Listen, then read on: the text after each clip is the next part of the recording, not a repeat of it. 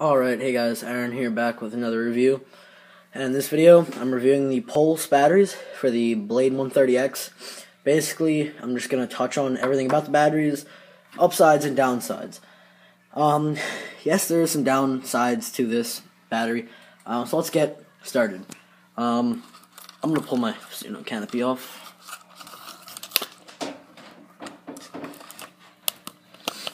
But basically, I'm going to do a size comparison here first. Now, that is a direct comparison.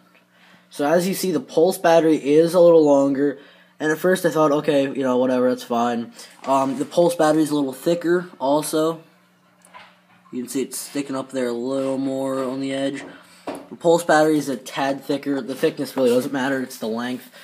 The Pulse batteries do not work with a Fasuno canopy. They work with a Catamod canopy, but not a Fasuno canopy, because of the way Fasuno trims their canopies. So I can't use it with my canopy, with that canopy. So I have to use my old busted up beat blue canopy. So basically, that's one of the only downfalls. A really nice thing is you see the wire on the stock battery is only a little longer than an inch. The battery on the Pulse, or the wire on the Pulse battery is about 2 times longer.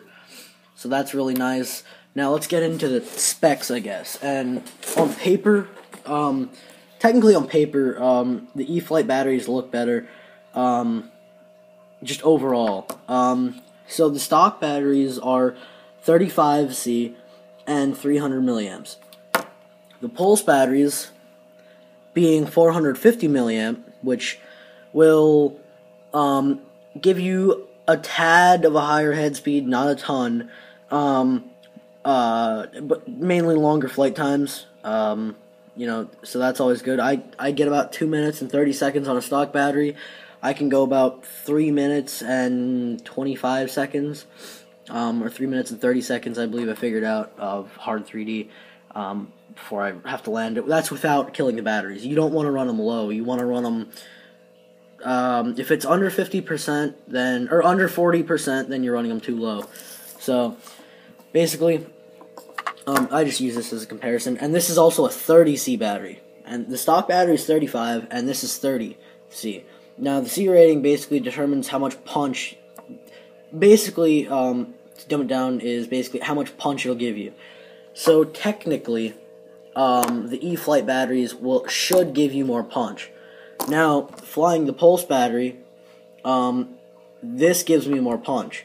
Reason being, how the cells are manufactured, and, Pulse is a higher, better name brand than, E-Flite, and, I mean, not saying E-Flite's bad, but I've already had MCPX, Hyperion 25Cs that, have more pop and punch and power, than, the stock 30Cs, which come with the V2 MCPX.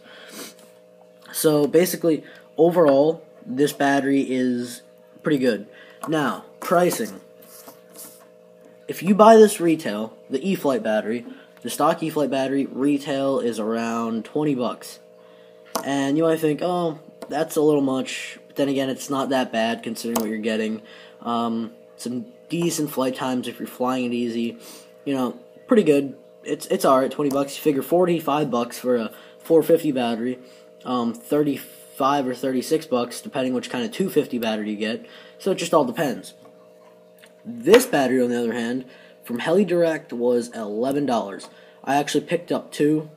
I don't know if Pulse is doing it because they just came out with it, and they're not knowing. I'm sure once their name gets out there more in the 130X department, that they'll maybe jack the price up. I'm not sure. They might not do that. They might just do it because they're cheap to make. But honestly, overall, I think the Pulse batteries are better than the stock batteries. Now, what I'm going to do here, I'm going to do a quick comparison. So I'm going to flip the camera around, and then you're going to see a comparison of the E-Flite battery, and I'll kick it in to idle 1, and then kick it into idle 2. Or normal idle 1, idle 2, then I'll do the same with this, and yeah, we'll see. So yeah.